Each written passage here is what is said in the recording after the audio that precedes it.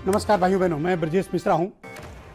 लखनऊ में बैठे हाथरस की बिटिया के दरिंदों के पैरोकारों को मैं एक बहुत सख्त पैगाम देना चाहता हूं। मैं उन्हें बताना चाहता हूं कि तुम लाख कोशिश कर लो, तुम लाख साजिशें कर लो, तुम लाख पहरे बिठा लो, तुम उन दरिंदों को बचा नहीं पाओगे जो इस स्क्रीन में मेरे पीछे दिख रहे हैं। इन दरिंदों को फांसी होगी, तुम्हारी आंख के सामने होगी और तुम बचा नहीं पाओगे। तुम कितनी भी कोशिशें कर लो, तुम कितनी भी रिपोर्ट बदल लो, तुम चाहे लाश जला दो, तुम चाहे परिवार को बंधक बना लो, तुम चाहे उनको मीडिया से मत मिलने दो, एक गरीब वाल्मीकि के परिवार को तुम चाहे बूटों से रौंद डालो, लेकिन तुम इन दरिंदों को बचा नहीं पाओगे। लाख कोशिश कर लो तुम। इनको फांसी होगी, इनको फांसी होगी, जरूर होगी, और इनके पैरोकार भी जेल जाएंगे। कितनी भी कोशिशें तुम कर लो, तुम्हारी हर साजिश बेनकाब की जाएगी। तुम्हारे हर पहरे को तोड़कर सच जमीन फाड़ कर निकलेगा और तुम उसे रोक नहीं पाओगे। यह तुमको पैगाम है। तुम इन दरिंदों को बचा नहीं पाओगे, चाहे पूरी शक्ति लगा लो, इनको बचा नहीं पाओगे। सच निकलेगा, आसमान से गूंजेगा, धरती फाड़ कर निकलेगा, बाढ़ में निकलेगा, पानी बनकर निकलेगा, सच निकलेगा और इन दरिंदों को फांसी होगी। तुम्हें क्या लगता है कि तुम एफएसएल की रिपोर्ट में जालसाजी कर लोगे? तुम्हें क्या लगता है कि तुम सारे सबूत मिटा दोगे? तुम्हें क्या लगता है कि तुम ही अकेली एक जांच एजेंसी हो? तुम्हें इस बात की गलतफहमी है कि तुम ही न्यायाधीश हो और तुम इन दरिंदों को बचा लोगे? गलतफहमी से बाहर आ जाओ। तुम इन दरिंदों को नहीं बचा पाओगे, चाहे कितनी फोर्स लगा लो, चाहे कितना पहरा बिठा लो, चाहे कितने आईएएस लगा लो, चाहे आईएएस अफसरों को सिपाही बनाकर पत्रकारों को और नेताओं को पिटवाओ, लेकिन इन दरिंदों को तुम नहीं बचा पाओगे। वाल्मीकि समाज की इस बेटी को इंसाफ मिलेगा, उसकी आत्मा इंसाफ लेकर रहेगी और तुम उसे रोक नहीं पाओगे। बहनों भाइयों, यह हतप्रभ कर देने वाला विषय है। एक जिला अधिकारी, एक आईएएस अफसर लखनऊ में बैठे अपने आकाओं के इशारे पर वाल्मीकि परिवार, पीड़ित परिवार को धमकी देता है कि कल मीडिया चली जाएगी, तब तुम्हारा क्या होगा। तो सुनो कलेक्टर, जब तक इंसाफ नहीं मिलेगा तब तक भारत समाचार की टीम वहीं रहेगी और हम देखेंगे कि तुम इस दलित परिवार का क्या बिगाड़ लेते हो। मैं देखूंगा कि तुम इस दलित परिवार का क्या नुकसान कर लोगे। कितनी भी पैरवी और सिफारिश लगवा लो, इन दरिंदों को तुम बचा नहीं पाओगे। इन्होंने दरिंदगी की सारी सीमाएं पार की हैं बहनों भाइयों। इन्होंने सनातन धर्म की सभ्यता को कलंकित किया है, नारी अस्मिता पर चोट पहुंचाई है इन्होंने। इनको बख्शा नहीं जाना चाहिए। ये समाज के वो दरिंदे हैं, ये समाज के वो पिशाच हैं जिन्होंने हमारी बहन के साथ जो कुछ भी किया है क्षमा करने योग्य नहीं है। यह कोई मामूली बात है? पूरी मीडिया हाथरस के गांव के बाहर खड़ी है और 4000 पुलिस जवानों ने एक वाल्मीकि परिवार मीडिया से मुखातिब न होने पाए, इसके लिए पहरा बिठाया है तुमने। किसको अपनी ताकत का रुआब दिखा रहे हो? जिस जनता ने तुम्हें चुनकर बिठाया उसको अपना रुआब दिखाते हो, उसको सत्ता दिखाते हो, उसके ही वोट पर चुने गए हो और उसी को आंख दिखाते हो। मालिक जनता है, तुम नहीं। मालिक को ही आंख दिखाते हो, मालिक को डरवाते हो, उसके समर्थन में जो आएगा उसको पिटवाओगे, उसको बेइज्जत कराओगे और दरिंदों के साथ खड़े नजर आओगे। सरकार की नीयत पर सवाल है। इसलिए बहनों भाइयों, मैं लगातार कह रहा हूं, उत्तर प्रदेश की पुलिस, उत्तर प्रदेश की सरकार हाथरस मामले में निष्पक्ष नहीं है, बायस्ड है, दरिंदों के साथ खड़ी है। लगातार पुलिस से लेकर सरकार, जिलाधिकारी, पूरा प्रशासन यह बात कहने की कोशिश कर रहा है कि दरिंदों ने कुछ नहीं किया। अब बस यही सुनना बाकी है सरकार और पुलिस से कि बिटिया ने आत्महत्या कर ली। बाकी सब उन्होंने कह दिया है। तो आपसे निष्पक्ष जांच की उम्मीद कैसे कर सकते हैं जब पुलिस डिपार्टमेंट का आला अफसर और चीफ मिनिस्टर ऑफिस से जुड़े हुए सलाहकार लोग लगातार ये पैगाम भेज रहे हैं, ये वीडियो भेज रहे हैं, ये नैरेटिव भी लिखित तौर पर भेज रहे हैं, रेप हुआ नहीं। तुम्हें कैसे पता? तुम टार्च लेकर खड़े थे क्या? बेटी तो खुलकर कह रही है ना, डाइंग डिक्लेरेशन दे रही है, उसका वीडियो है, डाइंग डिक्लेरेशन सुप्रीम कोर्ट में मान्य है। तुम्हें कैसे पता कि रेप नहीं हुआ था? तुम थे क्या वहां पे? जब न्याय देने की बारी आई तो दरिंदों के साथ खड़े हो। पूरा प्रशासन निर्लज्जता के साथ खड़ा है, पूरी देश का मीडिया हाथरस में खड़ा है, महिला पत्रकारों के साथ बदतमीजी कराते हो, उनको अपमानित कराते हो, उनके साथ मारपीट कराते हो। लेकिन मैं तुम्हें फिर कह रहा हूं, बचा नहीं पाओगे। इन दरिंदों को फांसी होगी, तुम्हारी आंख के सामने होगी फांसी। कानून इनको फांसी देगा और तुम देखोगे। जिनकी छाती फट रही है इन दरिंदों को फांसी की खबर सुनकर, उनकी आंख के सामने इन्हें फांसी होगी। लेकिन तुम इन्हें बचा नहीं पाओगे क्योंकि सबूत जिंदा है, गवाह जिंदा है। तुमने लाश जलाई है ना, लेकिन सबूत चीख चीख के कह रहे हैं, वीडियो रिकॉर्डिंग चीख चीख के कह रही है। और इस देश की जुडिशरी आज भी इतनी प्रासंगिक है कि तुम आसानी से इन दरिंदों को बचा नहीं पाओगे, कितनी भी कोशिश कर लो। बहनों भाइयों, सीबीआई इन्वेस्टिगेशन कोर्ट के अधीन होगी, तभी हाथरस मामले में हमारी बेटी को न्याय मिलेगा। सीबीआई इन्वेस्टिगेशन इसलिए मैं बार बार कहता हूं क्योंकि सीबीआई का काम करने का एक स्टैंडर्ड प्रोसीजर है। वो इतनी जल्दी गड़बड़ नहीं करते हैं, उनका एक स्टैंडर्ड ऑपरेटिंग प्रोसीजर है काम करने का। और अगर कोर्ट के अधीन जांच होगी, निश्चित न्याय मिलेगा। मैं बार बार इसलिए कहता हूं कि सीबीआई, क्योंकि इस तरह के मामलों का स्पेशलाइजेशन केवल सेंट्रल ब्यूरो ऑफ इन्वेस्टिगेशन के पास है। कोई जज इसकी जांच नहीं कर सकता। हो तो रही है बिकरू कांड की जांच, क्या मिला? हो तो रही है कोरोना किट मामले की जांच, क्या हुआ? हो तो रही है इंद्रकांत त्रिपाठी की हत्या के मामले में, जिसमें एसपी ने हत्या करवा दी थी, एसपी को ही बचा लिया गया, क्या हुआ? इसलिए मैं कह रहा हूं कि प्रोसीजरल सिस्टम के तहत सीबीआई की इन्वेस्टिगेशन इस मामले में होनी चाहिए। इसलिए होनी चाहिए क्योंकि सरकार दरिंदों के साथ खड़ी है, इसलिए होनी चाहिए क्योंकि पुलिस दरिंदों के साथ खड़ी है, इसलिए होनी चाहिए क्योंकि प्रशासन दरिंदों के साथ खड़ा है, इसलिए होनी चाहिए क्योंकि ताकतवर और प्रभावशाली लोग जो जांच को प्रभावित कर रहे हैं वो सब दरिंदों के पक्ष में खड़े हुए। अगर पीड़ित परिवार मीडिया से बात कर लेगा तो तुम्हारी छाती फट जाएगी, तुम्हें रोना आएगा, तुम्हें मातम मनाना पड़ेगा, सच तुम्हारा सामने आ जाएगा।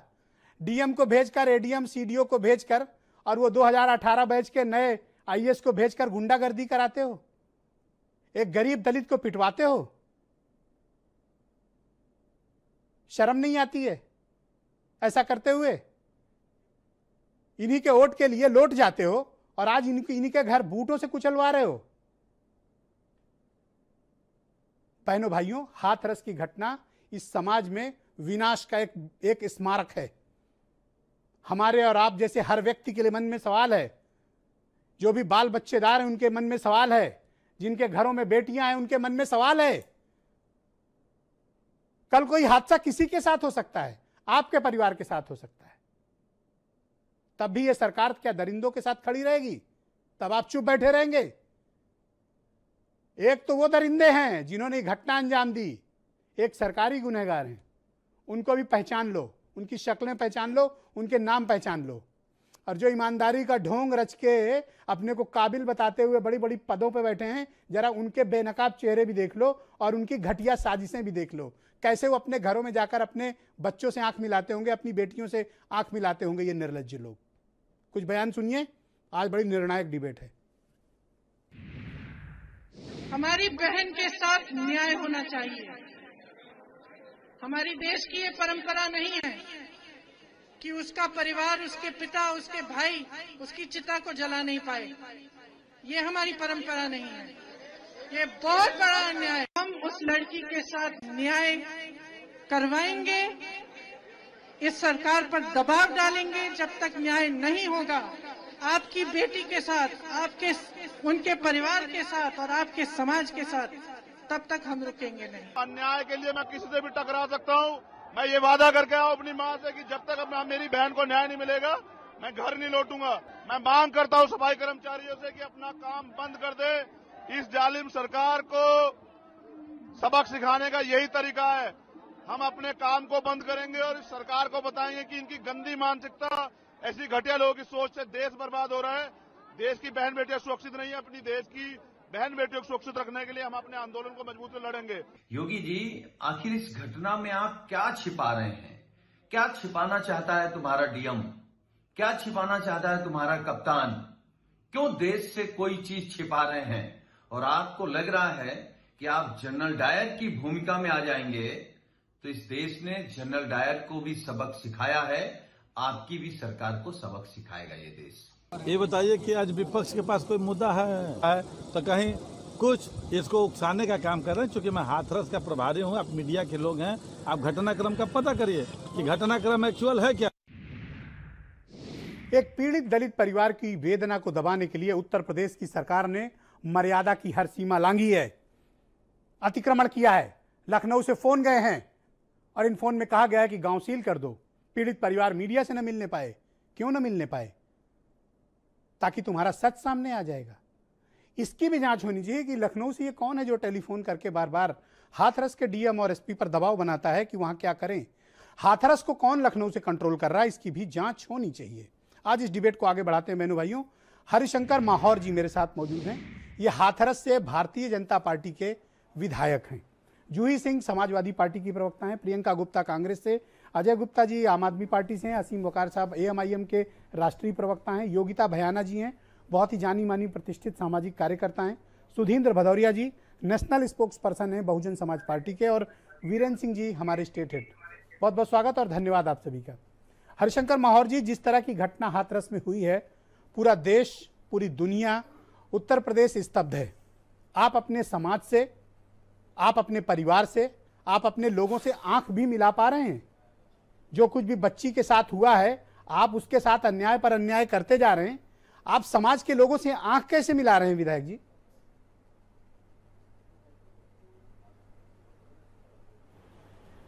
अन्याय की तो सवाल ही नहीं उठता। पहली बात तो यह कि मैं पीड़ित परिवार, वो बेटी हाथरस की नहीं। आप आवाज सुन रहे हैं ना मेरी? हाँ, मैं सुन रहा हूं।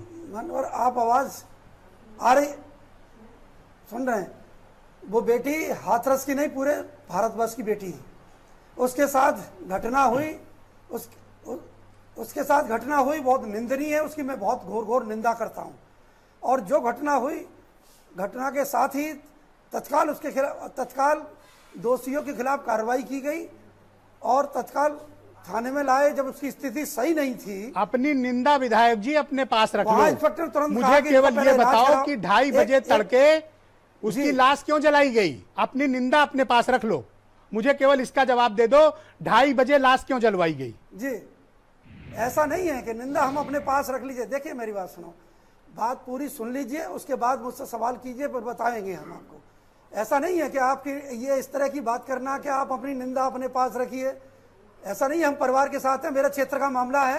आप कतई परिवार के साथ नहीं है। आप अगर परिवार के साथ होते तो आज जाकर उस गांव में धरने पे बैठ गए होते। नहीं, हम लोग आप परिवार के साथ नहीं हैं। नहीं, क्यों साथ क्यों पूछा नहीं आपने? 2:30 बजे तड़के लाश क्यों जलाई गई? जिस समय हरिशंकर माहौर जी 2:30 बजे एक वाल्मीकि समाज की बच्ची की लाश जलाई गई। नहीं, क्यों जलाई गई? बात सुन लीजिए, ऐसे नहीं काम चलेगा ना। नहीं, मुझे मत बताओ कि कैसे मुझे बात करनी है। मेरे सवाल का जवाब दो। हिंदुस्तान सवाल पूछ रहा है आपसे। पूरा हाथरस जवाब पूछ रहा है। क्या मुंह दिखाओगे अपने क्षेत्र में विधायक जी? क्या मुंह दिखाओगे अपने क्षेत्र में? अपने समाज को क्या मुंह दिखाओगे? अपने परिवार को क्या मुंह दिखाओगे? कैसे? क्यों? सबको मालूम है हम बिल्कुल पीड़िता के साथ हैं, पीड़िता के परिवार के साथ हैं। और जो भी कार्रवाई कराई है, निष्पक्ष कार्रवाई कराई है और कार्रवाई हुई है। जब 2:30 बजे रात में लाश क्यों जलाई गई? जवाब दो विधायक जी। तभी तो कहेंगे आपकी सहमति से लाश जलाई गई है। आप पहले शुरू की, आपने लाश जलवाई है। भाई मेरी पूरी बात ही नहीं सुनेंगे तो बीच में से पूछेंगे, कभी कुछ पूछेंगे। तो ये बताइए, मैं सब शुरू से बात बता रहा हूं आपको, आप पूरी बात सुनेंगे ही नहीं तो फिर कैसे काम चलेगा? कि लाश क्यों जलाई गई, फिर उसके बाद कहीं दूसरी जगह पूछ लेंगे कि मृत्यु कैसे हुई। ये ऐसे काम नहीं चलेगा। आप मुझसे पूछ रहे हैं, मैं पूरी बात बता रहा हूं ना आपको, क्योंकि मैं इस क्षेत्र का विधायक हूं, निष्पक्षता की बात को बता रहा हूं, फिर बताइएगा मुझे। पूरी बात तो सुनिए आप। तो 2:30 बजे लाश क्यों जलाई बता दो मुझे। उनके भाई ने 2:30 बजे लाश क्यों जलाई, छोड़ दो भाई ने क्या कहा, एक मिनट छोड़ दो भाई ने क्या कहा, मुझे केवल ये बताओ 2:30 बजे लाश क्यों जलवाई। लाश की फिर पहुंच गए आप, 2:30 बजे लाश क्यों जलवाई। ये ऐसे नहीं चली। देखिए आपको पूरा भारतवर्ष, देखिए पूरा भारतवर्ष सुन रहा है, भारत समाचार बहुत बड़ा चैनल है, मेरी बात सुनिए। जब तक आप पूरी बात नहीं सुनेंगे, मुझे एक बात बता दो, 2:30 बजे लाश क्यों जलवाई, काम चलेगा। 2:30 बजे तुमने लाश क्यों जलवाई विधायक जी, मुझे केवल इतना बताओ। अरे एक मिनट मिश्रा जी, सुन तो लें आप मेरी बात को, एक मिनट सुन लीजिए। जब 307 का मुकदमा दर्ज हो गया, उसको मारने छोड़ दो 307 का हॉस्पिटल में मुकदमा, गया, छोड़ दो गैंगरेप की मैंने बात, देखा, मैं उसकी बात ही नहीं करता। मैं तो केवल इतना पूछ रहा हूँ 2:30 बजे लाश क्यों जलवाई आपने। मेरी बात, आप शामिल थे उसमें। अच्छा, उसके बाद आपकी कंसेंट थी, आपकी सहमति से लाश जली है। पीठ सूजी हुई थी, रीढ़ की हड्डी सूजी हुई थी, जवान पे भी चोट थी हल्की। उसके बाद 2 दिन बाद जब बेटी को होश आया तो उसने फिर अधिकारियों के सामने बयान दिया, और बयान में वीडियो बनाई गई उसकी, और बयान में उस बेटी ने जिन जिन के नाम लिए, तब गैंगरेप की बात बताई बेटी ने, 376 दाखिल की, 376 में तरमीम हुआ। पर आपका तो एडीजी लॉ एंड ऑर्डर और उत्तर प्रदेश की सरकार, सबको उठा के आपका जेल भेज डीएम दिया। और एसपी कह रहा रेप हुआ नहीं, आप कैसे विधायक हैं कि आपको ये बात नहीं पता। तत्काल कार्रवाई हुई, आपकी सरकार कह रही रेप नहीं हुआ, विचारों को, और आप उसी पार्टी के विधायक को कह रहे हो रेप हुआ है। किसकी बात मानूं। बेटी ने क्या, एक बात बताइए, मेरी बात सुनो, बेटी की बात बता रहा हूं, आप किसकी बात सुन रहे हैं। बेटी का वीडियो है, बेटी ने जो बोला है, अधिकारियों ने वीडियो बनाया उसका, और वीडियो के उसके बयान के आधार पर मुकदमा तरमीम किया गया। पर वही अधिकारी अब कह रहा है कि रेप नहीं हुआ। हरिशंकर माहौर जी, मैं आपका बड़ा सम्मान करता हूं, सम्मान के साथ कह रहा हूं कि अब एडीजी लॉ एंड ऑर्डर बोल रहा है कि रेप नहीं हुआ। मेरी बात सुनो, मैं आपका सम्मान करता हूं। मेडिकल रिपोर्ट में आया है कि रेप नहीं हुआ, लेकिन बेटी ने अपने वीडियो में खुद कहा, अपने बयान में कहा कि रेप हुआ है, और रेप के आधार पर उसके खिलाफ कार्रवाई हुई, धारा तरमीम होकर के। जब अब वो मेडिकल में नहीं आया है, वो अलग बात है। 2:30 बजे लाश क्यों जलवाई गई विधायक जी, आपने क्यों जलवाई लाश, आप क्या छिपाना चाहते थे। जी देखिए मेरी बात सुनो, लाश जब आई थी, यहाँ प्रभारी मंत्री, सांसद सभी लोग मौजूद थे। लाश पहले उनके घर ले जाई गई। स्थिति ये थी कि कोई दीवार में सर मार रहा था, कोई कहीं को जा रहा था, रात बहुत बाकी थी, और उन्होंने ये कहा कि भाई घर के परिवार के 2 व्यक्तियों को ले लो, 3 व्यक्ति को ले लो, ये डेड बॉडी रात को ही लगा दी, यानी सुबह तक हालत खराब हो जाएगी इनकी। इसके बाद उनकी डेड बॉडी वहां जला दी गई। उनके 2 व्यक्ति साथ में थे। वहां जहां मत झूठ बोलो, कन्फ्यूजन हुआ, इतना झूठ मत बोलो विधायक जी की धरती फट जाए। इतना झूठ मत बोलो कि दोबारा अपने समाज का सामना मत कर पाओ। इतना भी झूठ मत बोलो कि अपने बच्चों से आंख मत मिला पाओ। इतना झूठ मत बोलो, धरती फट जाएगी। इतना झूठ बोलोगे, कैसे जाओगे समाज के सामने वोट मांगने। बात नहीं है, मैंने कैसे जाओगे, किस मुंह से जाओगे। नहीं, ये किस मुंह से जाओगे, किस मुंह से जाओगे, अपने बच्चों का सामना कैसे करोगे, कैसे अपने बच्चों का सामना करोगे। बीच में जहां दिक्कत आई, मेरी बात सुनो, जब घर वालों ने यह बयान दिया कि हमसे पूछा नहीं गया, मुख्यमंत्री ने तुरंत एसआईटी की जांच के लिए बड़ा एहसान किया। जांच जो भी निर्णय लेगी 7 दिन। 2:30 बजे लाश क्यों जलवाई आपने, आप कौन से सबूत मिटाना चाहते थे विधायक जी।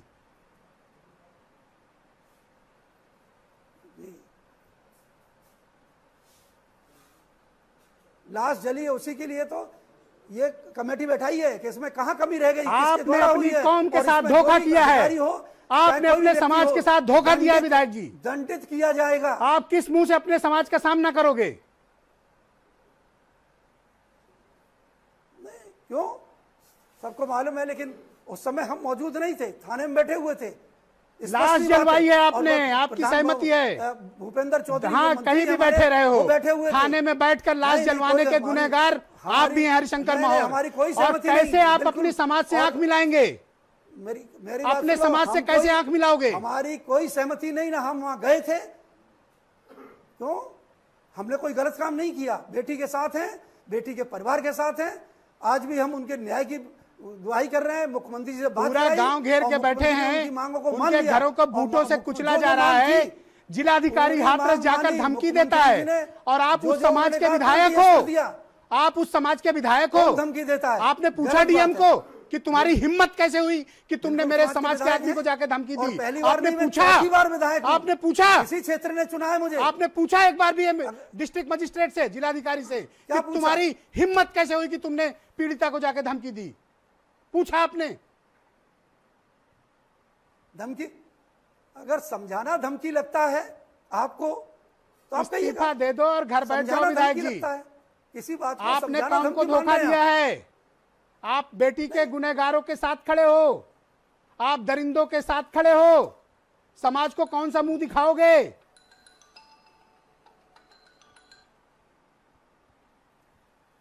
ये आपका कहना, विरोध करना ठीक है, लेकिन हमने किसी समाज को धोखा नहीं दिया, ये सब जानते हैं। अपने समाज और को हम धोखा पहली दिया। बार नहीं, ओके, चौथी बार विधायक जूही हैं। सिंह इसी समाजवादी क्षेत्र पार्टी। में अब मैं चुना है चाहता हूं माननीय विधायक जी, हैं। मैं व्यक्तिगत समाज को रूप कैसे से दे दिया हमने धोखा? नहीं, मैं व्यक्तिगत रूप से आपका सम्मान करता हूं। अब मैं चाहता हूं कि इस पैनल में बाकी मेहमान भी उनकी बात सुने। आप, मैं व्यक्तिगत रूप से आपका सम्मान करता हूं, लेकिन एक एंकर के नाते मेरा फर्ज है कि मैं आपसे आपके सवाल साथ करूं। हूं, ओके, जितना हो सकता है। All right. अब सुनिए, अब मुख्यमंत्री से बात दूसरों हुई, की बात तसल्ली से मुख्यमंत्री सुनिए। ने मांगों को मान जूही लिया, सिंह जी, और भी मुख्यमंत्री माननीय जी ने विधायक कहा जी कि कोई भी परेशानी थाने हो में मुझे बैठे बताएं। हुए थे जब 2:30 बजे लाश मुझे जल रही बताएं। थी।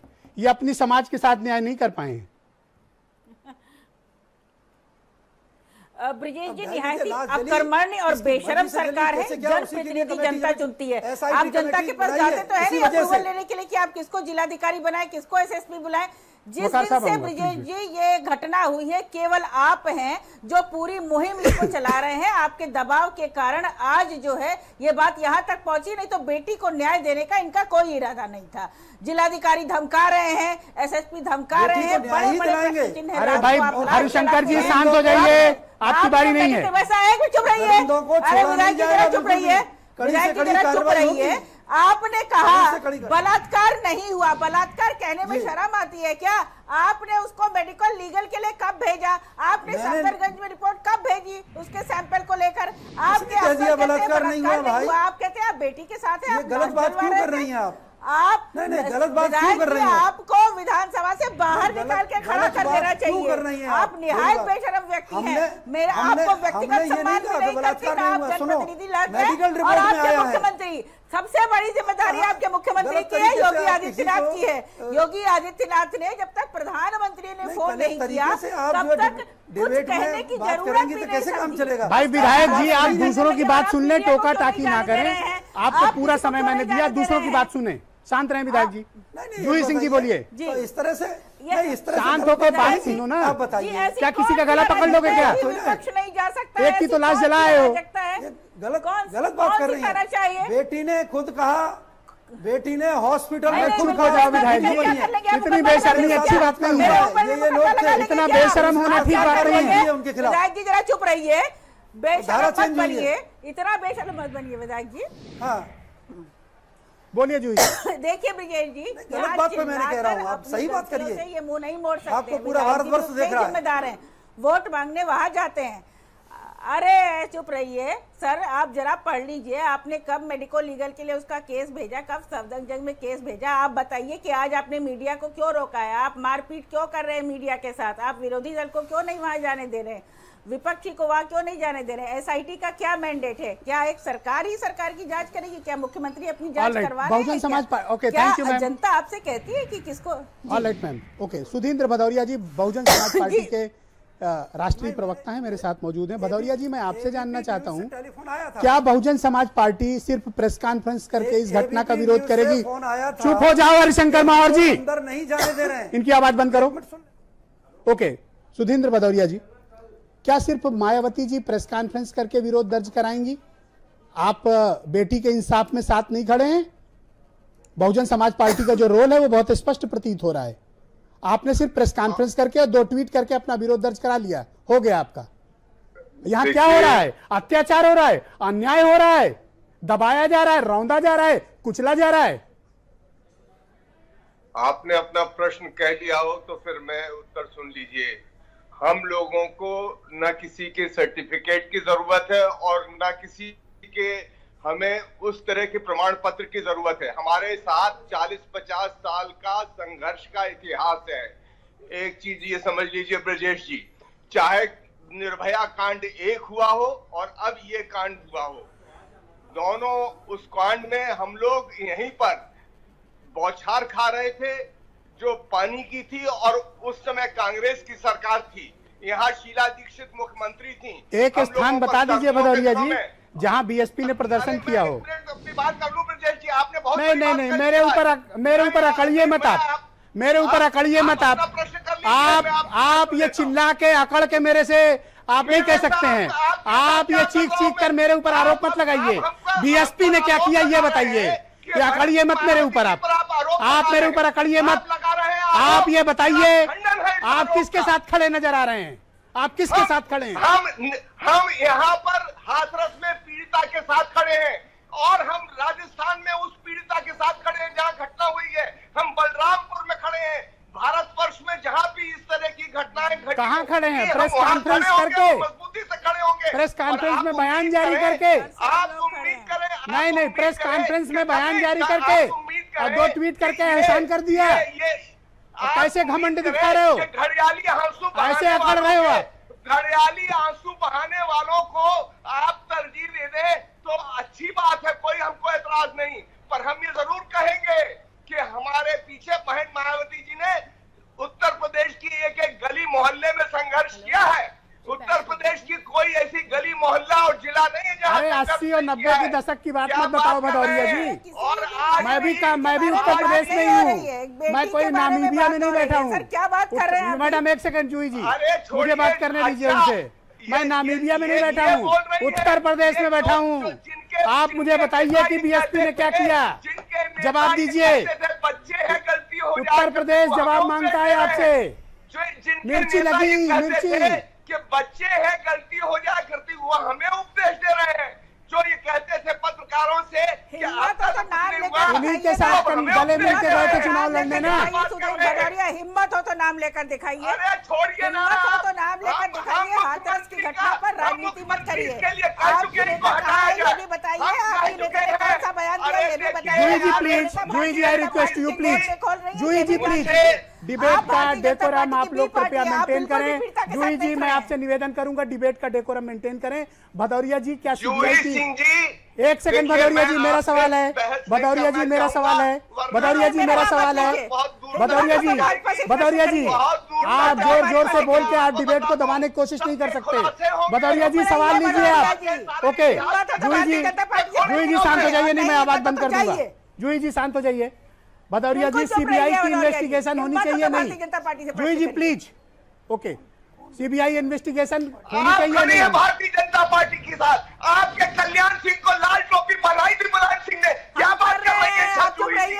भदौरिया जी जितना आप बोलेंगे उतना ही आपको जवाब मिलेगा। भारतीय जनता पार्टी की बी टीम बनकर उत्तर प्रदेश में अराजकता को आप सपोर्ट कर रहे हैं। आप किसी के साथ नहीं खड़े हैं। मेरा नाम लेने से ये नहीं प्रूव हो जाएगा। आपकी नेता भारतीय जनता पार्टी के साथ खड़ी है, किसी पीड़िता के साथ नहीं खड़ी है। नहीं कर दो ना, कर दो ना आप। बिल्कुल करिए। आप धमका किसको रहे हो? करो खुलासा, करो खुलासा।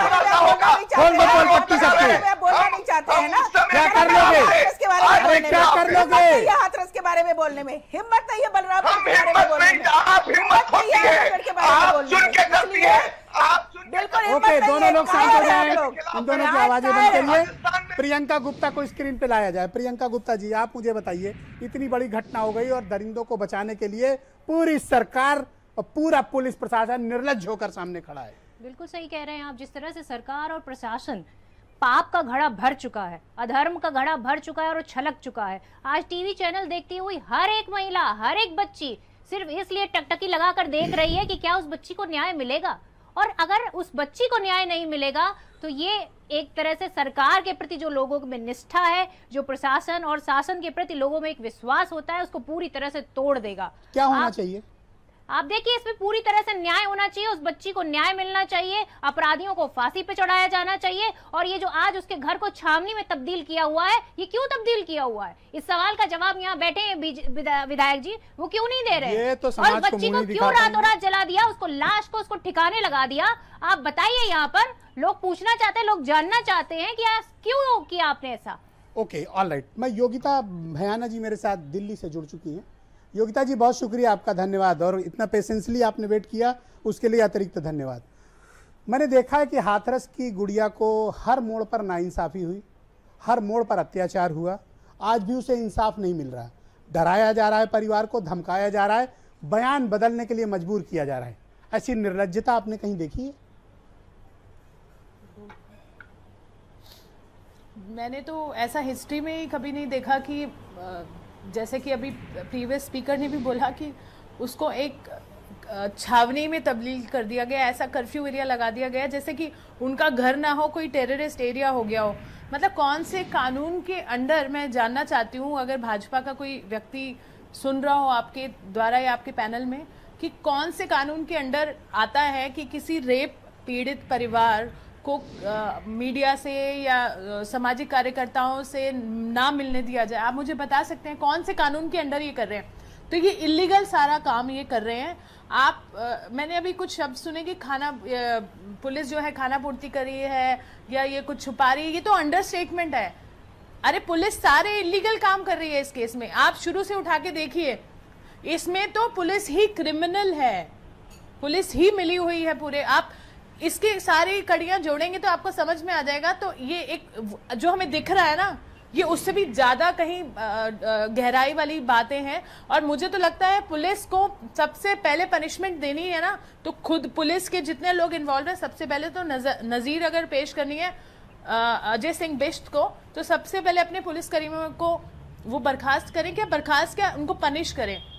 पर वो करेंगे नहीं, क्योंकि वो खुद मिले हुए हैं, क्योंकि ऑफकोर्स उनके आदेश के बिना आधी रात को बिना परिवार की मर्जी के अगेंस्ट जाके उनकी मर्जी के एक तो उसको जला दिया गया। मैं तो अंतिम संस्कार भी उसको नहीं बोलूंगी क्योंकि वो जला दिया गया, जला दिया, वो लाश जलाई गई। उसके बाद जो एक के बाद एक इलीगल एक्टिविटीज आप कर रहे हैं, तो मुझे लगता है कि डूब के मरना भी एक छोटा शब्द है। मुझे लगता है कि वो कैसे उनको दिख नहीं रहा क्या, उनको दिख नहीं रहा क्या ये क्या चल रहा है? लोकतंत्र का मजाक नहीं, लोकतंत्र की धज्जियां उड़ा रहे हैं वहां पर। ओके, असीम वकार एएमआईएम के नेशनल स्पोक्स पर्सन है।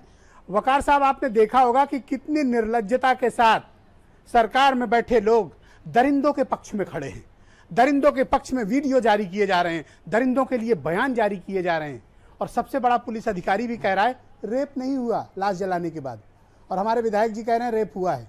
अब इनकी बात सही है कि एडीजीएलओ की बात सही है? सर आप बताइए। सर असीम साहब, एक लाइन बोलना चाहूंगा बात शुरू करने से पहले। 1 मिनट बोलने का मौका देंगे? हाँ बिल्कुल दूंगा, लेकिन अभी रुक जाइए जरा, असीम वकार साहब बोल रहे। एक लाइन कहना चाहूंगा कि पूरा देश हिला दिया हाथरस की बेटी के दर्द ने, पूरा देश हिला दिया हाथरस की बेटी के दर्द ने।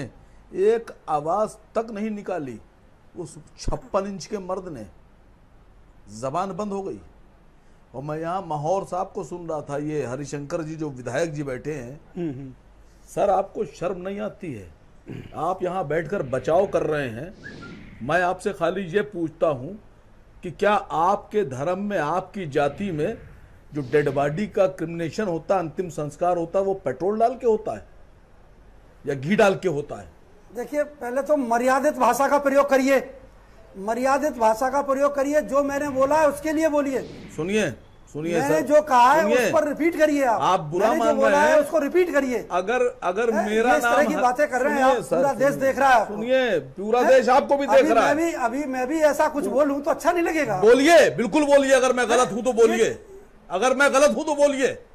अगर मैंने आपसे ये पूछ लिया कि क्या बेटी को, मेरी बात सुन लीजिए, हाथरस की गुड़िया को पेट्रोल डाल के जलाया जाना चाहिए था, तो आप उसको बुरा मान रहे हैं? सुन लें, मेरी 1 मिनट सुन। अरे वकार साहब, ये तो जलवाने वालों में शामिल थे, ये कहां से बोलेंगे? दर्ज हुई 307 में। विधायक जी खाली इतना बता दीजिए, सुनिए पहले बात, 307 में दर्ज हुई बात, सुनिए पहले। 2 दिन बाद जब बेटी को होश आया, अरे विधायक जी रुक जाओ जरा, अपनी बात पहले कार्रवाई हुई। आप किसी में लज्जता मत तोड़ो, विधायक जी रुक जाओ। बोलो असीम वकार। असीम गलत वकार बोल रहा तरीके हूं। से तोड़ मोड़ के पेश किया जा रहा है। रुक जाओ, पता है तोड़ मरोड़ के, बेटी को तोड़ मरोड़ के जला दिया आपने, उसमें शर्म नहीं आई, तो मुझे डिबेट को तोड़ने में भी कोई शर्म नहीं आएगी। मैं आपसे ज्यादा बड़ी बेशर्मी दिखा सकता हूँ, मुझे चुनौती मत दो। बोलिए असीम वकार। मैं आपसे खाली इतना पूछ रहा हूँ विधायक जी, कल आपका समाज और आपका परिवार जब आपसे पूछेगा उसके बारे में क्लियर कर रहे हैं आप। कल आपका परिवार और आपका समाज ये पूछेगा कि क्या पेट्रोल डालकर, ऐसा नहीं है, पेट्रोल डालकर डेड बॉडी को जलाया जाता है, तो आप क्या जवाब देंगे? आप इस तरह की बात कर रहे हैं। मैं तो हर तरह की बात कर रहा हूं। और सबसे पहले तो मैं ब्रजेश भाई, मैं आपके चैनल के ऊपर विधायक जी की आवाज बंद कर दो। जो हमारी गुड़िया, हमारी बच्ची, हमारे देश की बच्ची जिसको इस तरह से मारा गया, उसका बलात्कार किया गया और उसके बाद में उससे घिनौना अपराध की उसको 2:30 बजे रात में पेट्रोल डाल के जलाया गया, मैं खड़े होकर सबसे पहले तो उसको श्रद्धांजलि देता हूं। विधायक जी खड़े हो जाइए, विधायक जी पहले श्रद्धांजलि दीजिए खड़े होकर। विधायक जी मैं आपसे कह रहा हूं, अरे वो क्यों खड़े होंगे, वो तो जलवाने में शामिल थे, उनसे क्यों उम्मीद करते हो? श्रद्धांजलि दीजिए विधायक जी। आप बैठ जाइए वकार साहब, वकार साहब बैठ जाइए। आप विधायक हैं लेकिन आप पहले इंसान हैं, नागरिक हैं, खड़े होइए। मैं कह रहा हूं खड़े होइए, पहले आप श्रद्धांजलि दीजिए उस बच्ची को, श्रद्धांजलि दीजिए उस बच्ची को खड़े होकर पहले आप बरदास जी को। हाँ, श्रद्धांजलि दीजिए, खड़े होइए पहले, खड़े होइए। ऐसे बात नहीं होगी, खड़े होइए। वो दलित बच्ची थी, वो वाल्मीकि बच्ची थी, तो क्या आप उसको खड़े होकर श्रद्धांजलि भी नहीं देंगे? क्या देश खड़ा भी नहीं होगा उसके लिए? कुर्सी छोड़िए आप कुर्सी छोड़िए पहले, आप नो कुर्सी छोड़िए पहले, आप ऐसे नहीं चलेगा। आप कुर्सी छोड़िए, आप एक बच्ची के लिए खड़े नहीं हो रहे, आप उसके लिए लड़िएगा क्या? जो भी बैठे हैं खड़े नहीं हो रहे उसके लिए, आप इंसाफ की क्या लड़ाई लड़िएगा उसके लिए? आप खड़े होइए पहले उसके लिए, पहले खड़े होकर श्रद्धांजलि देने के लिए। श्रद्धांजलि तो खड़े होइए पहले, आप खड़े होइए, खड़े होकर श्रद्धांजलि दीजिए उसको। श्रद्धांजलि ये सब बंद करिए। वकार साहब बैठ जाओ, वकार साहब बैठ जाओ, वो नहीं करेंगे। अब आप बोलो। हो गई साहब। हाँ विधायक जी, पूरा देश देख रहा है। All right. अजय गुप्ता आम आदमी पार्टी के स्पोक्स पर्सन है। अजय गुप्ता जी, जो कुछ भी घटनाक्रम हाथरस में हुआ है निहायत शर्मनाक है, और उससे भी शर्मनाक बात है दरिंदों को बचाने की कोशिश। देखिए, संविधान का अनुच्छेद 21 कहता है कि किसी भी व्यक्ति को विधि द्वारा स्थापित प्रक्रिया के अतिरिक्त उसके जीवन की स्वतंत्रता को नहीं छीना जा सकता। और सुप्रीम कोर्ट ने भी कई बार कहा है कि व्यक्ति गरिमा उसके मरने के बाद भी रहती है। लेकिन जो भाजपा सरकार ने किया है वो रेपिस्टों से बड़ा बलात्कार किया है, और जो हिंदू धर्म और सनातन धर्म का जो है गाना गाती रहती है, उसी के नाम पर वोट मांगती है। इन्होंने ये क्यों किया, ये बताएं कि 2:30 बजे रात को देसी घी की जगह पेट्रोल डालकर उस पीड़िता को क्यों जलाया? पहले तो इनको ये बताना चाहिए। दूसरा ये बताएं कि सरकार का उन रेपिस्टों से क्या संबंध है जो सरकार इतना बचाव कर रही है? उसके घर को, उसके गांव को छावनी बना दिया है। किसी भी सामाजिक कार्यकर्ता को, राजनीतिक दल को, पत्रकारों को क्यों नहीं जाने दिया जा रहा है? क्यों उनको मारा जा रहा है? सरकार का रेपिस्टों से क्या संबंध है? क्या ये आरोप बिल्कुल सही तो नहीं हो रहा है कि जो माननीय सांसद संजय सिंह जी ने लगाया था कि सरकार क्या एक ही वर्ग विशेष के लिए काम कर रही है? और वीरेंद्र जी बुलाया जाए। और जो ये केस हुआ है, इसमें 8-8 दिन तक FIR नहीं हुई, और संजय सिंह जी जो सच की आवाज उठा रहे थे और सरकार की जो आपने पूछा कि इन्होंने गांव में पहरा क्यों लगाया? आपने पूछा कि 5000 पुलिस वाले एक गांव में एक वाल्मीकि परिवार को घेरे हुए हैं, डराया जा रहा है। बताइए भाई अजय जी। जी बिल्कुल डराया जा रहा है। डराया इसलिए जा रहा है क्योंकि सच सामने ना आ जाए, और जब सब सामने आ जाएगा तो सरकार जो इस मोड में काम कर रही है उसकी पोल खुल जाएगी। Okay, all right. Harishankar Mahaur ji विधायक हैं। माहौर जी, 5000 पुलिस वाले एक गांव को और एक वाल्मीकि के परिवार को घेरे हुए हैं। आपने पूछा DM और SP से क्यों घेरे हुए हो?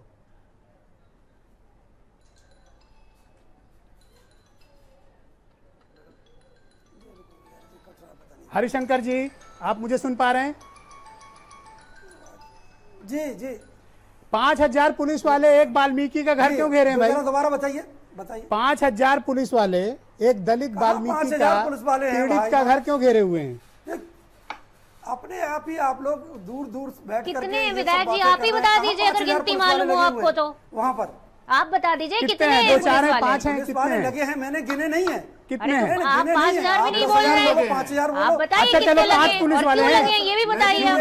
आखिर क्या जरूरत आन पड़ी है? बहुत निर्लज्ज व्यक्ति हैं आप। दुख पड़ा है आपने उसके घर बहुत निर्लज्ज व्यक्ति। अपराधियों पर पुलिस लगाई जाती है ना, पीड़ितों पर नहीं लगाई जाती, वो पीड़ित परिवार है और पीड़ित परिवार को आप वीरेन क्या जी को दे बुलाया रहे हैं? जाए। ओके, आप मुझे बताइए, अच्छा कितने पुलिस वाले लगाए हैं वहां पे आपने?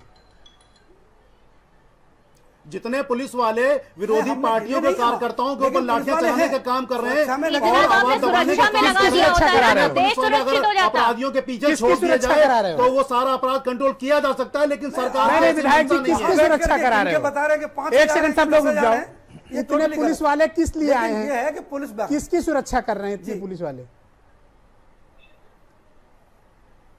बोलो विधायक जी। उनके पूरे गांव की सुरक्षा कर रहे हैं, अपने माहौल पापों अच्छा की रहा हो। सुरक्षा हमला कर होने रहे वाला हैं, है? कोई हमला होने वाला है क्या? जो छुपाया गया है ना, ये उसकी रक्षा कर रहे हैं, अरे उसके ये लिए परिवार लगे की हुए हैं, रक्षा नहीं कर रहे हैं। सुरक्षा में लगे हुए हैं। ये सुरक्षा किसकी कर रहे हैं और क्यों कर रहे हैं सुरक्षा? किससे खतरा है? किससे खतरा ओके, है ऑलराइट, विधायक थैंक जी? यू, ऑलराइट, सब आप लोग नाम शांत बताइए ना इस चैनल पे रहे। बैठ के ओके, कि वीरेन किससे जी खतरा है? कार्यक्रम में जुड़ चुके हैं भाई। शांत, सब लोग शांत। ओके भाई, वीरेन जी जो कुछ भी घटना हुई, दरिंदों की पैरोकारी से लेके हाथरस की घटना तक, जिस तरह से लॉकडाउन किया गया, जिस तरह से पूरे परिवार को बंधक बनाया गया और जिस तरह से वहां पर आज मीडिया के साथ बदसलूकी कराई गई, इससे लगता है कि कोई है जो दरिंदों को बचाना चाहता है। वीरेन जी।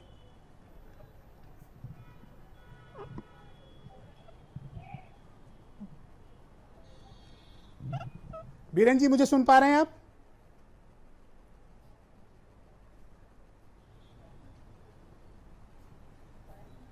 ओके, वीरेन जी से हमारा संपर्क हो नहीं पाया है। वीरेन जी के पास हम चलेंगे, लेकिन इस घटनाक्रम ने बहनों भाइयों लोगों की आंखें खोल दी हैं, लोगों को सोचने पर मजबूर कर दिया है कि किस प्रकार से पुलिस प्रशासन मिलकर अत्याचार कर सकता है, वो भी एक गरीब दलित परिवार के साथ। वीरेन जी हमारे साथ वापस जुड़ चुके हैं। वीरेन जी, जो कुछ भी ये घटना हाथरस की है, इन दरिंदों की पैरोकारी में लोग क्यों लगे हैं और आज जो कुछ भी घटनाक्रम गांव में हुआ वो स्तब्ध करता है? बिल्कुल, देखिए उत्तर प्रदेश के इतिहास में इस तरह की घटनाएं बहुत कम हुई हैं। पूरा प्रदेश जल रहा है, लखनऊ से लेकर हाथरस तक लाठियों की बौछार है। विपक्ष के नेताओं पर, सांसदों पर, पत्रकारों पर, महिलाओं पर, सबको लाठी के दम पर रोका जा रहा है। यूपी में क्या इसी दिन की खातिर यह सरकार लाई गई थी? सच की आवाज को दबाने की क्यों कोशिश की जा रही है? आज सांसदों के दल के साथ धक्का मुक्की मारपीट की गई, महिलाओं से बदता की जा रही है, विपक्ष के साथ दुश्मनों जैसा बर्ताव किया जा रहा है। ब्रजेश जी, ये माहौर जी विधायक बैठे हैं, इनको एक राय दे दीजिए मेरी तरफ से कि जो आक्रोश है उसको देखते हुए ये गलती से भी क्षेत्र में न जाएं, क्योंकि माहौल गर्म है। नहीं, ये 2 बार भगाए जा चुके हैं वहां से, गांव से, पता है? ये गए थे उस गांव में, इनको बेइज्जत करके गांव से भगाया गया है। हम तो आज ही गए थे क्षेत्र में। अच्छा, आपको कैसे जाने दिया? मालूम है आपको कैसे जाने दिया? सबको तो रोक करा गया है। विधायक जी को आवाज बंद करो, वीरेन जी बोलेंगे। बात का जवाब नहीं देंगे कि लड़की की बेटी की लाश रात में क्यों जलाई गई, इस पर ये कोई जवाब नहीं देंगे। और अविवाहित व्यक्ति की लाश, हिंदू धर्म में, सनातन धर्म में क्या यही सत्य है? अगर ये सत्य है कि रात में क्रियाक्रम होना चाहिए, इस पर ये नहीं बोलेंगे। ऐसा लगता है कि उत्तर प्रदेश उत्तर कोरिया बन गया है, जिसे लोकतंत्र से नहीं किम जोंग की सनक से चलाया जाएगा। ये किम जोंग की व्यवस्था है। इन अफसरों ने ऐसा सिस्टम कर दिया है ब्रजेश जी कि हम तानाशाही के युग में आ गए हैं क्या? केरल में एक हाथी मर गई तो इनके 2 सांसदों ने जान दे दिया, बीजेपी के मंत्रियों ने पूरी सरकार को। और यहाँ एक बेटी मर गई, हाथ पैर टूट गए, जीभ कट गई, आवाज नहीं निकल रही बीजेपी के नेताओं को। चूड़ियां कहां चली गई? टूट गई सब। बड़ा दुर्भाग्य है। लेकिन चूंकि माल पूरा मुंह में भरा हुआ है, आज गांधी जयंती है, माहौर जी के लिए समर्पित है और बीजेपी के नेताओं को, कि जिनकी जेब में भरपूर बाबू हैं उनको गांधी जयंती की बधाई, और बाकी सब जो खलिहर हैं उनको लाल बहादुर शास्त्री की जयंती की बधाई। क्योंकि हमारे यहाँ जिसकी जेब में बापू भरपूर है उसका नाम बीजेपी है। ये हाल है इन लोगों ने। सत्ता का इतना अहंकार है, अफसरों को तानाशाही पर आमादा है, दिमाग पर चढ़कर बोल रहा है, इंसान इनको कीड़े मकोड़े दिख रहे हैं। बेटियों का गम नहीं मना सकते। मुझे तो लगता है कि हरिशंकर माहौर को इस्तीफा दे देना चाहिए, राजनीति से संन्यास ले लेना चाहिए और हिमालय चले जाना चाहिए। बीरेन जी, अरे इनके एक इस्तीफा देने से कौन सरकार पे फर्क इस्तीफा देने की तो बात ही नहीं उठती। गलत काम कौन सा हो रहा है बताइए। आप लोग विरोध कर रहे हैं, पिछली सरकारों को देख लीजिए उठा करके। वही तो बलात्कार हुआ तो अच्छा, माननीय मुलायम सिंह मेरी कमी। चुप रहो विधायक जी, इतने निर्लज्ज मत हो जाओ। बलात्कार होगा तो सजा मिलेगी। चुप रहो, मालूम है, चुप रहो। शास्त्री थोड़ी हैं जो इस्तीफा देते हैं। बोलिए बीरेन जी, बोलिए, शांत हो जाइए आप लोग। बीरेन जी बोलिए। और जी ने इतनी लाठी और इतने बूटों की धमक फैला दी है लखनऊ से लेकर हाथरस तक कि कोई सर नहीं उठा पाएगा। लेकिन एक बात ये कहेंगे, जो अत्याचार बीजेपी सरकार कर रही है, विपक्ष के नेताओं के साथ बदतमीजी बदसलूकी जो पुलिस के अधिकारी कर रहे हैं, चाहे राहुल गांधी हो, प्रियंका गांधी हो, आज सांसदों का दल आया, पत्रकार है, महिला पत्रकार हैं, इतना अति ना करें कि लोग इसको कई साल तक ना भूल पाए। जी बीरेन जी, तुम अपने जुल्म की इंतहा कर दो, न जाने फिर कोई हमसा बेजुबान तुम्हें मिले न मिले। उत्तर प्रदेश की जनता बेजुबान है, लेकिन जब वक्त आएगी तो वो जवाब देगी आपको। और सबसे बड़ी बात ब्रजेश जी ये है कि ये बीजेपी बड़ी धार्मिक पार्टी बनती है, बड़ा ईश्वर को मानती है, धर्म कर्म के मंदिर के नाम पे बड़े आंदोलन करती है, लेकिन कितना बड़ा अधर्म और पाप इनके अफसरों ने कर दिया, इसको मानने को ये तैयार नहीं है। इबादत खानों में क्या ढूंढते हो मुझे? जी बीरेन जी, मैं वहां भी हूँ जहां तुम गुनाह करते हो। लोग यहाँ बैठे हैं बेटी को न्याय दिलाने के लिए। चुप रहो विधायक जी, चुप करो, बेशरमी मत करो, चुप रहो, चुप रहो विधायक जी, ज्यादा बोलो मत। किसान के साथ अन्याय, चुप रहो, मैं बोल रहा हूँ ना, चुप रहो। के साथ अन्याय, जो लोग गरीबों के साथ अन्याय, दलितों के साथ अन्याय, ब्राह्मणों के साथ अन्याय, ये अन्याय की पराकाष्ठा, जुल्म का एक सिलसिला है। सुनते रहिए, गिनते जाइए, खत्म नहीं होता है। जी 4 लाइन कहूंगा, बहुत सारे लोग हैं बोलने वाले। ये कैसे कैसे मंजर सामने आने लगे हैं और गाते गाते लोग चिल्लाने लगे हैं, अब तो इस तालाब का पानी बदल दो, यहाँ के फूल भी अब मुरझाने लगे हैं। बिल्कुल ठीक कह रहे हैं आप बीरेन जी, बहुत बहुत शुक्रिया आपका, बहुत बहुत धन्यवाद। सुधींद्र भदौरिया जी, आप मेरे ऊपर चिल्लाकर अपनी जवाबदेही से बच नहीं सकते हैं। आपको जवाब देना पड़ेगा कि बहुजन समाज की सबसे बड़ी नेता की खामोशी की वजह क्या है? ये खामोशी आपको दिखाई देती होगी, पर उत्तर प्रदेश और देश की जनता जानती है। बहन मायावती जी ने हर अवसर पर, और मैं आपको ये भी बता दूं, हाथरस की घटना घटने के बहुत दिन पहले से मुख्यमंत्री को भी और सरकार को भी देश की, वो कहती रही है कि दलितों का उत्पीड़न हो रहा है। ये एक चीज और मैं आपको बता दूं, आप कोरोना के काल में आप उम्मीद करें कि गांव-गांव जाके अलख जगाने का काम करें, तो मुझे मालूम है कि बाकी लोग कितना अलख जगा रहे हैं, जो विपक्ष में बैठे हैं चाहे सरकार में बैठे हों। मैं जानता हूं आज का जो समय है, पिछले भदौरिया जी, आपको मैं दूसरा मौका दिया, एक बार भी आपने सरकार पर सवाल नहीं उठाया, एक बार भी सरकार के इरादे पर आपने सवाल नहीं उठाया।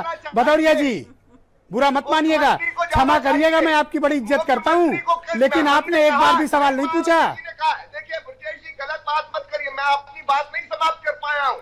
हमने कहा है कि मुख्यमंत्री जी को जाना चाहिए, उनको मुख्यमंत्री बने रहने का कोई अधिकार नहीं है। जिस तरह का जघन्य अपराध हुआ है, तो मुख्यमंत्री क्या करें, आप बताओ ना, क्या करें? उनको जाना चाहिए, उनको बने रहने का कोई अधिकार नहीं है, इस्तीफा देना चाहिए। मायावती जी ने कितने बड़े शब्दों में, एक बार नहीं, पूरे आपके चैनल ने भी दिखाया उस बात को। क्या बात कर रहे हैं, मैंने आपके चैनल का दिखाया हुआ ट्वीट भी किया है।